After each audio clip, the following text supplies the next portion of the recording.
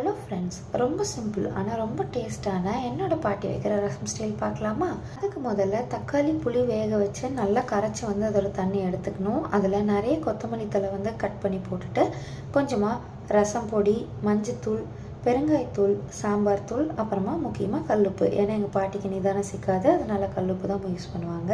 நம்ம வேற உப்பு கூட சேர்த்திக்கலாம். அதுக்கப்புறம் நிறையா பல்லு பூண்டை நல்லா இடித்து அதையும் சேர்த்திட்டு எல்லாத்தையும் ஒன்றா நல்லா மிக்ஸ் பண்ணிக்கோங்க. அதுக்கப்புறமா ஒரு பாத்திரத்தில் கொஞ்சமாக எண்ணெய் விட்டு கடுகு போட்டு கடுகு நல்லா பொரிஞ்சதுமே ஒரு கொத்து கருவேப்பிலை எடுத்து போட்டுருங்க.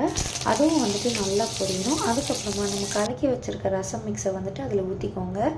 பொதுவாக ரசத்தை ஜாஸ்தி கொதிக்க வைக்கக்கூடாதுன்னு சொல்லுவாங்க. ஆனால் என்னோடய பாட்டி நல்லா ரசம் கொதிக்க வைப்பாங்க. ஒரு 2 to 3 மினிட்ஸ் நல்லா தளன்னு கொதித்தோடனே அதை ஒரு பாத்திரத்தில் போட்டு டப்புன்னு க்ளோஸ் பண்ணிடுங்க. அவ்வளோதான், ரொம்ப சிம்பிளான என்னோடய பாட்டி ரசம். நீங்களும் ட்ரை பண்ணி பாருங்கள்.